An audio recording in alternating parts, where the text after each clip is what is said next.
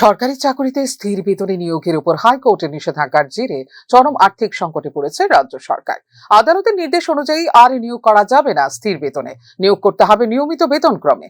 পাশাপাশি মামলায় জয়ী কর্মচারীদের নিয়মিত বেতনক্রমে অনুযায়ী বকেয়া মেটাতে হবে 3 মাসের মধ্যে।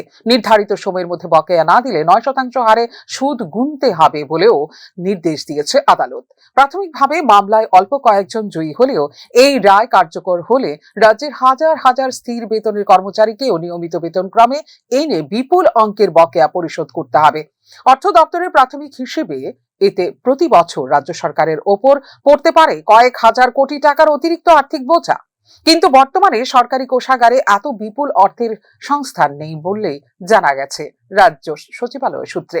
এই পরিস্থিতিতে অদ্ভুত সংকট থেকে আপাতত রেহাই পেতে হাইকোর্টের রায়ের বিরুদ্ধে সুপ্রিম কোর্টে স্পেশাল লিভ পিটিশন দায়েরের পরামর্শ দিয়েছেন আমলাদের একাংশ। বিষয়টি ইতিমধ্যেই খতিয়ে দেখছে আইন দপ্তর। একই সঙ্গে নিয়মিত বেতনক্রম কার্যকর হলে মোট কত আর্থিক দায় সৃষ্টি হবে তার বিস্তারিত রিপোর্ট তৈরি করতে নির্দেশ দেওয়া হয়েছে অর্থ দপ্তরকে। ওই রিপোর্ট এবং আইন দপ্তরের মতামত নিয়ে আলোচনা হওয়ার কথা রাজ্য মন্ত্রিসভার পরবর্তী বৈঠকে।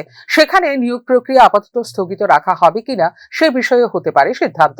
এমন পরিস্থিতিতেই টেট 1 ও টেট 2 উত্তীর্ণদের নিয়োগ নিয়ে নতুন করে তৈরি হয়েছে জট। অর্থ দপ্তর সম্প্রতি বিদ্যালয় শিক্ষা দপ্তরকে পাঠানো এক চিঠিতে জানিয়েছে 2319 জন টেট উত্তীর্ণ প্রার্থীকে স্থির বেতনে শিক্ষক পদে নিয়োগের দেওয়া হয়েছে অনুমোদন।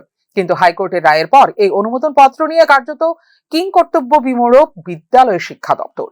রাজ্য সরকারের সর্বোচ্চ স্তর থেকে সুস্পষ্ট নির্দেশ না পাওয়া পর্যন্ত নিয়োগ প্রক্রিয়া এগোনো সম্ভব নয় বলে জানা গেছে দপ্তর সূত্রে। ফলে হাইকোর্টের নির্দেশ, আর্থিক সীমাবদ্ধতা এবং টেট নিয়োগ এই তিনের টানাপোড়েনে আপাতত গভীর অনিশ্চয়তার মুখে নিয়োগ প্রক্রিয়া। ফিউরো রিপোর্ট, নিউজ নাও।